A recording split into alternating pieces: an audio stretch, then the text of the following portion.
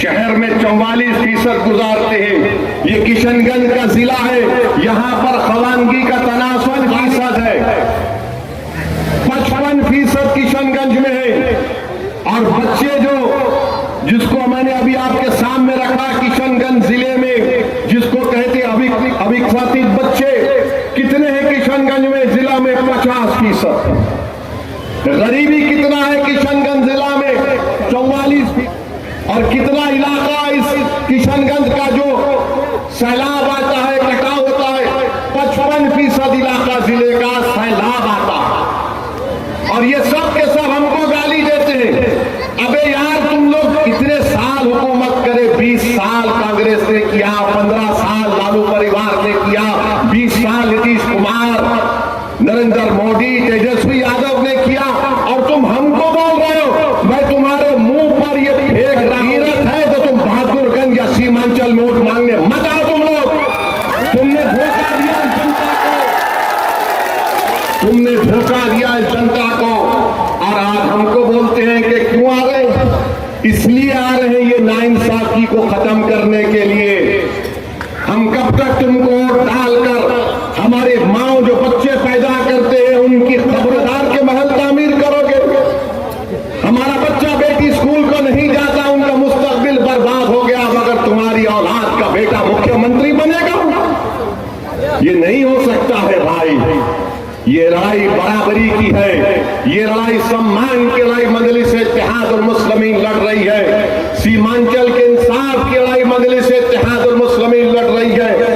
ये बात बताने के लिए आपके दरमियान में आया, और हम आपसे वादा करके जा रहे हैं कि इंशाअल्लाह ताला, अब आप देखिए सीमांचल की हम बात कर रहे थे ना, आपने नरेंद्र मोदी को सत्ता दी, 3 मर्तबा प्रधानमंत्री बनाया, नीतीश कुमार को सत्ता दी, 20 साल मुख्यमंत्री, आपने लालू परिवार को सत्ता दी, 15 साल मुख्यमंत्री, 20 साल तेजस्वी मुख्यमंत्री। अब बताओ सीमांचल में क्या किया?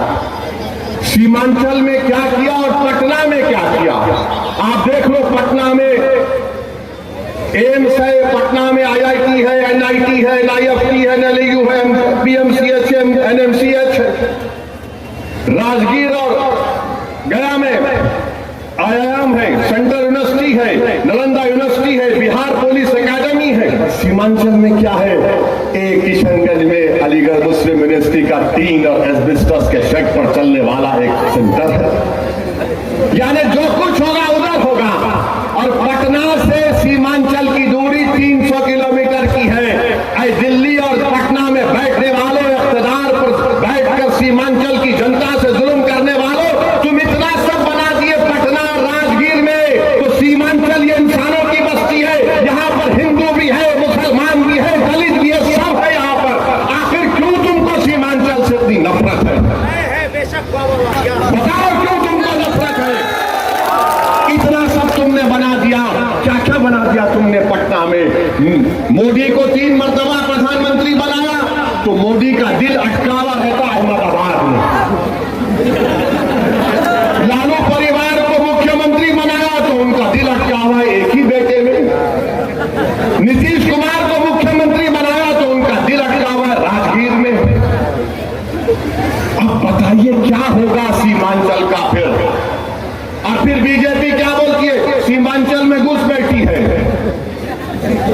सीमांचल में घुस बैठी है। हमारे शेरशाहवादी भाइयों को कहते हैं, वो उनका एक मिनिस्टर आकर कहा बढ़िया लोगों को घुसपैठी कह दिया।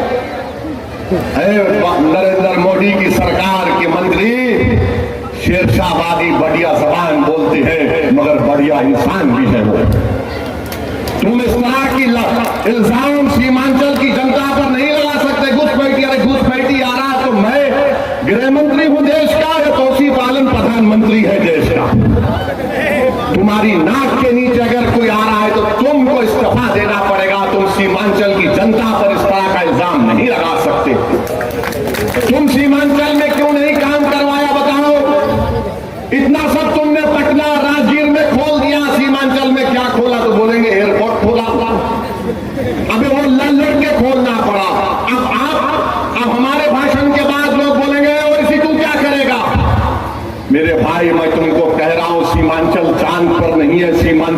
इंतजार में है। और हम ये करना चाहते हैं कि सीमांचल में एक फास्ट ट्रैक, एक ट्रेन मंडल से, किसको नहीं आ रहा?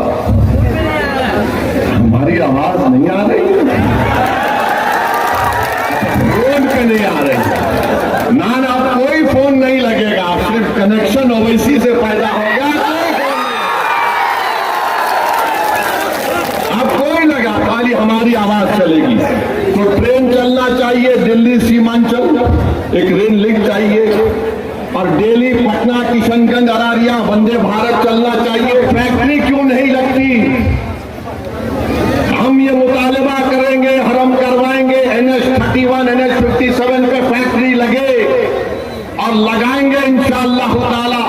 और हम सीमांचल में, सुनो, सीमांचल में 100 से ज्यादा कम्युनिटी क्लिनिक का मुतालबा करेंगे और बनाएंगे इंशाअल्लाह ताला।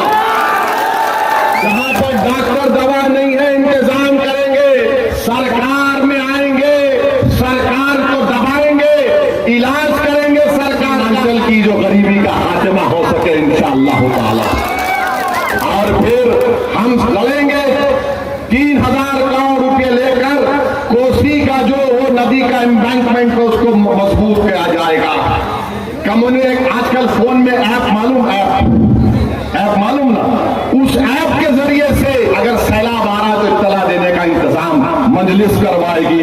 और फिर खरीदी का सेंटर किशनगंज और अरारिया में खुलाया जाएगा इंशाअल्लाह ताला। ये छोटा प्लान है हमारा सीमांचल का। अब आ जाइए किशनगंज का, वरना प्रोफेसर साहब बोलेंगे ये बहादुरगंज के बारे में नहीं बताया। प्रोफेसर साहब ये तो बताओ कि तुम तो यार जहां बोलो तुम प्लेटफॉर्म पर उतर जाते। कभी तुम एनसीपी रहे, जेडीयू में चले गए, जेडीयू छोड़े तो जन अधिकार से निकले जन स्वराज, और कांग्रेस में आ गए। वाह, माने इतना आसान है आपके लिए? आप तो आप पार्टी ऐसा बदल रहे, ऐसा कोई जुमे के दिन इधर लगा के कपड़ा पहनता, फिर जाकर नया कपड़ा पहन लेता। तो अब बहादुरगंज के लिए क्या किया जाएगा? मैं तौसीफ आलम साहब यहाँ आइए, मैं तौसीफ आलम साहब की मौजूदगी में कह रहा हूँ, 27 किलोमीटर जो बहादुरगंज और टेरागाछ की रोड है, तौसीफ साहब, ये जनता आपको, मुझे यकीन है कि बहादुरगंज की जनता आपको हजारों की मेजॉरिटी से, अक्सरियत से कामयाब करने वाली है। आपको ये रोड बनाना पड़ेगा तौसीफ साहब। अगर आप बोलेंगे असद साहब आ जाइए, हम चक्का जाम करेंगे, असदुद्दीन ओवैसी तुम्हारे साथ आके बैठ जाएगा, बंद कर देगा पूरा सीमांचल का। ये रोड बनना चाहिए 27 किलोमीटर का। तौसीफ साहब, कनकी नदी पर मटियारी घाट पर एक मुस्तकिल पुल बनना चाहिए। हमारे बच्चों को स्कूल जाना है, नदी पार करना बड़ा दुश्वार हो चुका है तौसीफ भाई। हमारे तालीमी तिजारती सरगर्मियों का आगाज हो जाएगा। और तीसरी बात यह है कि बहादुरगंज टेरागाछ में, मटियारी घाट, सोसोविया घाट में ये पुल का तो हम बोल दिए, नदी के किनारों पर तौसीफ साहब पख्ता कार्य हिफाजती बंद की तामीर का काम होना चाहिए इंशाअल्लाह। ये लड़ेंगे हम और ये काम कराएंगे। हेल्थ सेंटर बहादुरगंज और टेरागाछ में डॉक्टर और दवा नहीं है, जो डॉक्टर को नौकरी है और आ नहीं रहा है, मेरे पास बहुत बड़ी दवा है, याद रखो, इसका नाम तौसीफ आलम है। आना पड़ेगा, बैठ के गरीबों का इलाज करना पड़ेगा। और हम आपको बताना ये भी चाह रहे हैं कि बीजेपी और जेडीयू क्या क्या उन्होंने नहीं किया, कितना बर्बाद कर दिया देश को, किस तरह से नफरत को आम कर दिया। आपको ये बात समझना है कि आज लोजपा का कैंडिडेट यहां पर है, बताओ वक्फ का कानून इन्होंने बना दिया, और ऐसा वक्फ का कानून बनाया कि मस्जिद, दरगाह, खानका, कब्रिस्तान सबको भाजपा और जेडीयू छीन सकता। उस पार्लियामेंट में अगर कोई खड़े होकर मोदी की आंख में आंख डालकर कहा कि मोदी, ये कानून के जरिए तुम्हारी मस्जिद,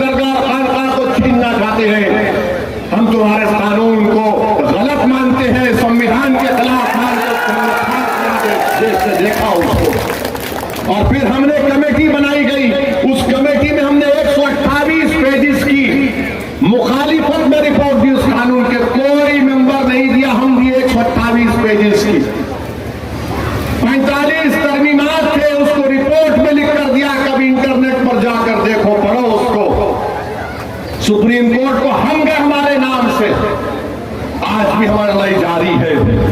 मेरे अजीज दोस्तों और बुजुर्गों, बीजेपी, नीतीश कुमार ये 20 साल में बिहार को और सीमांचल को बर्बाद करके और नाइंसाफी करके यहां की जनता को परेशान कर रहे हैं। इनके पास कुछ नहीं है। अमित शाह के सीमांचल में बोलेंगे घुसपैठी घुसपैठी घुसपैठी। इलेक्शन कमीशन ने 65 लाख नाम निकाले तो सीमांचल में सिर्फ 2 घुसपैठी निकले, और वो भी अल्पसंख्यक समाज के नहीं है, 2 निकले। और बीजेपी वाले बोलते ओवैसी घुसपैठी है, ओवैसी घुसपैठियों को ला रहा है। सुनो, शेर चूहों का इलाज नहीं करता,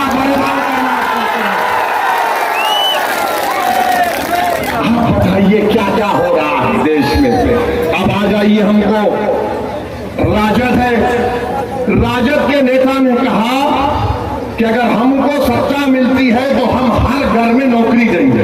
बोला ना, कितना घर है बिहार में बताओ? बिहार में कितना घर है मालूम आपको? 2,75,00,000। कितना घर है? 2,75,00,000। यानी 2,75,00,000 जनता को नौकरी देना पड़ेगा ना। भारत सरकार के पास कितना नौकरी है? भारत सरकार के पास कितना गवर्नमेंट में नौकर है मालूम आपको? पूरा भारत सरकार के पास 55 मंत्रालय हैं, नौकर कितने हैं? 30,50,000। पूरे भारत सरकार में नौकर है 30,50,000। और तेजस्वी बोलता है कि बिहार में 2,75,00,000 लोगों को नौकरी दे देगा। अरे भाई, क्या कंपटीशन चल रहा है तुम में मोदी में लंबा लंबा फेंकने का? अच्छा, अभी अगर 2,75,00,000 लोगों को नौकरी देते भी है, समझिए, मान लिया, वरना बोलेंगे ओवैसी तेरा क्या। ठीक है, चलो, एक आदमी को तो कम से कम 25,000 देना पड़ेगा तनख्वाह, 25,000 देना पड़ेगा ना।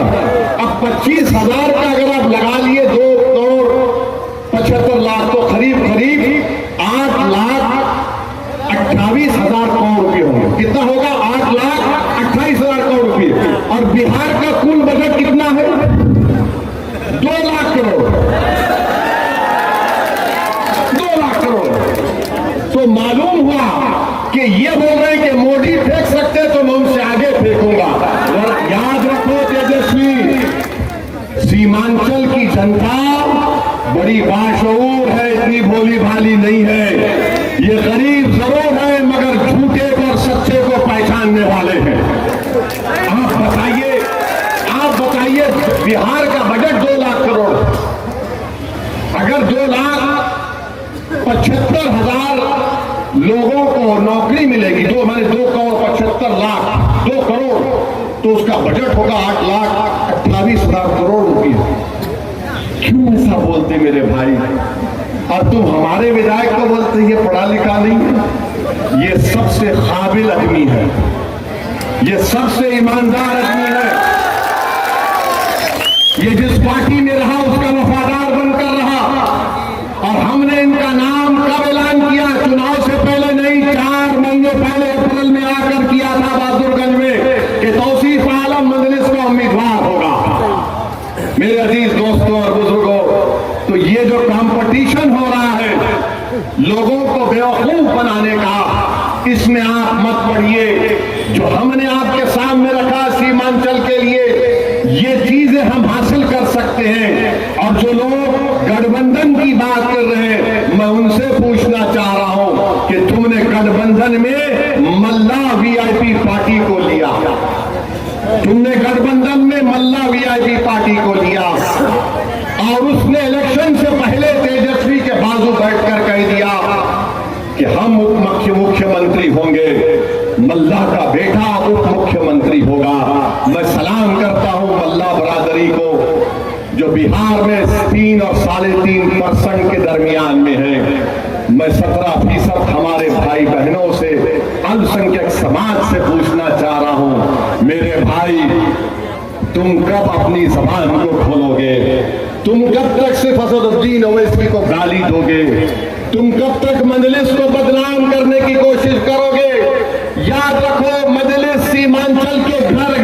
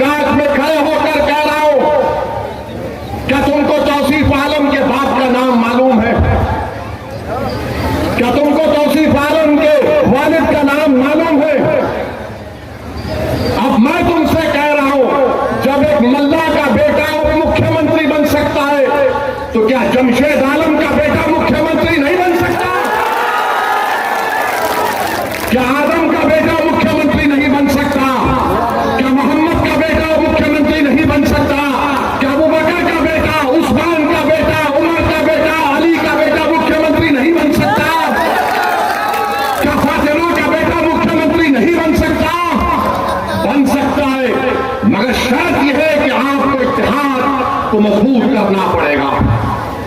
अगर आप ये डर डर कर सोचते रहेंगे कैसा अगर होगा मेरे भाई, हम आपके ख्वाबों को पूरा करेंगे इंशाअल्लाह ताला। अल्लाह हमारे साथ देगा और अल्लाह हमको कामयाब और कामरान करेगा। लोग ये बोलते हुए सी तुम यहां क्यों आए? अरे मैं यहां पर आपको मुख्यमंत्री, आपको ताकतवर बनाने आया। अगर अख्तरुल ईमान अब्दुल रशीद सिद्दीकी का बेटा नहीं बन सकता, बन सकता। जब 3.5% वाला कहता है कि मल्ला का बेटा बनेगा, तो 17% का हर नौजवान हर मां बोलेगी मेरे बेटे को क्यों नहीं बन सकता, मेरा बेटा भी बन सकता है, मेरी बेटी भी बन सकती है। अब ये हम जब बात करते हैं तो इन सबको पेट में दर्द शुरू हो जाता है। ये क्या बात कर रहा है? बराबर हिस्सेदारी की बात होगी, सम्मान की बात होगी।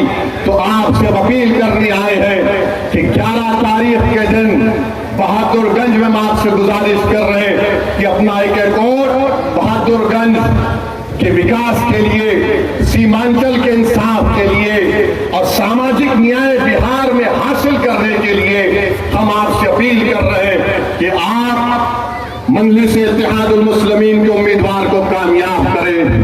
मेरे भाई 20 साल नीतीश कुमार के, मोदी और तेजस्वी के साथ, 15 साल लालू परिवार को इख्तियार मिला, कांग्रेस को 20 साल मिला। एक मर्तबा आप पूरी ताकत के साथ मजलिस को मजबूत कर दीजिए। और मैं आखिर में हमारे अंजार नईमी साहब को भी अपनी तरफ से सलाम अलैकुम बोलना चाहता हूं। अंजार नईमी साहब, मेरा दिल आज भी साफ है। मेरी लड़ाई तुम्हारे से नहीं अंजार नईमी, मेरी लड़ाई उन लोगों से है, उन जालिमों से है जिन्होंने जनता के ख्वाबों को चुकना चूर करने की कोशिश की थी। मेरी लड़ाई तुम्हारे से नहीं अंजार नईमी, मेरी लड़ाई उन जालिमों से है जिनके दिल फरेब झूठी बातों को तुमने तस्लीम कर लिया। मैं हमेशा लड़ता रहूंगा जालिमों से। मैं इख्तियार की कुर्सियों पर बैठने वालों से पंजा आजमाई करता रहा और करता रहूंगा इंशाअल्लाह ताला।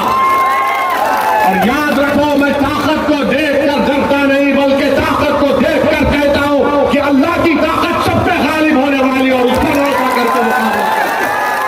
तो 11 तारीख के दिन क्या होगा?